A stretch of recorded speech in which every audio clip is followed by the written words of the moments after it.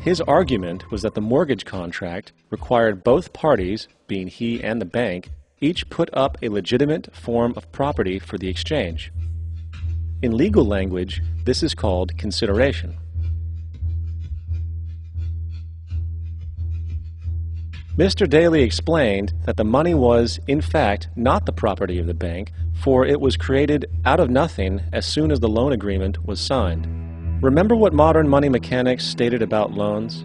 What they do when they make loans is to accept promissory notes in exchange for credits. Reserves are unchanged by the loan transactions, but deposit credits constitute new additions to the total deposits of the banking system. In other words, the money doesn't come out of their existing assets. The bank is simply inventing it, putting up nothing of its own, except for a theoretical liability on paper.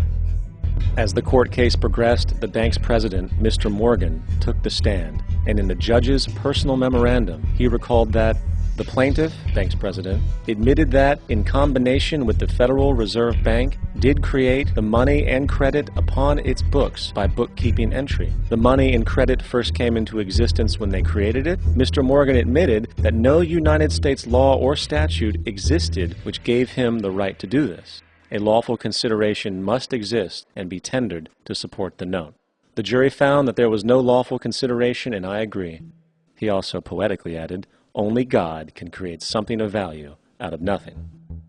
And upon this revelation, the court rejected the bank's claim for foreclosure, and Daly kept his home. The implications of this court decision are immense.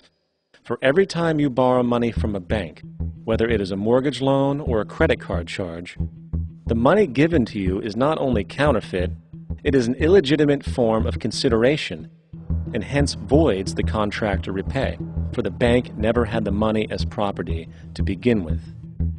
Unfortunately, such legal realizations are suppressed and ignored, and the game of perpetual wealth transfer and perpetual debt continues. And this brings us to the ultimate question: why? During the American Civil War, President Lincoln bypassed the high-interest loans offered by the European banks and decided to do what the Founding Fathers advocated, which was to create an independent and inherently debt-free currency. It was called the greenback. Shortly after this measure was taken, an internal document circulated between private British and American banking interests stated, "Slavery is but the owning of labor and carries with it the care of laborers, while the European plan is that capital shall control labor by controlling wages. This can be done by controlling the money. It will not do to allow the greenback, as we cannot control that." The fractional reserve policy perpetrated by the Federal Reserve, which has spread in practice to the great majority of banks in the world, is, in fact, a system of modern slavery. Think about it. Money is created out of debt. And what do people do when they are in debt? They submit to employment to pay it off.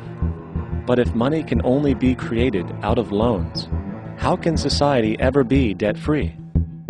It can't. And that's the point. And it is the fear of losing assets coupled with the struggle to keep up with the perpetual debt and inflation inherent in the system, compounded by the inescapable scarcity within the money supply itself, created by the interest that can never be repaid, that keeps the wage slave in line, running on the hamster wheel with millions of others, in effect powering an empire that truly benefits only the elite at the top of the pyramid. For, at the end of the day, who are you really working for? The banks. Money is created in a bank and invariably ends up in a bank. They are the true masters, along with the corporations and governments they support. Physical slavery requires people to be housed and fed. Economic slavery requires people to feed and house themselves. It is one of the most ingenious scams for social manipulation ever created, and at its core, it is an invisible war against the population. Debt is the weapon used to conquer and enslave societies, and interest is its prime ammunition. And as the majority walks around oblivious to this reality, the banks, in collusion with governments and corporations, continue to perfect and expand their tactics of economic warfare, spawning new bases, such as the World Bank and International Monetary Fund, while also inventing a new type of soldier, the birth of the economic hitman.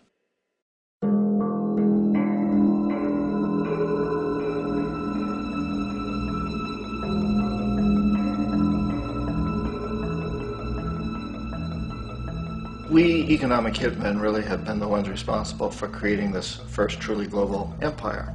And we work many different ways.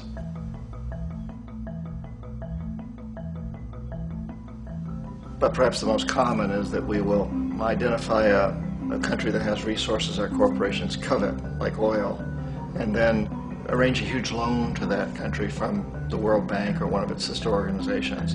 But the money never actually goes to the country. Instead, it goes to our big corporations to build infrastructure projects in that country, power plants, industrial parks, ports, things that benefit a few rich people in that country, in addition to our corporations, but really don't help the majority of the people at all. However, those people, the whole country is left holding a huge debt.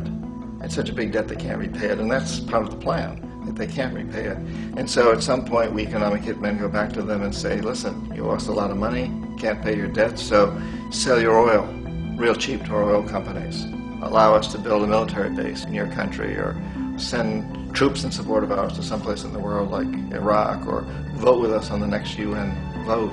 To have their electric utility company privatized and their water and sewage system privatized and sold to U.S. corporations or other multinational corporations.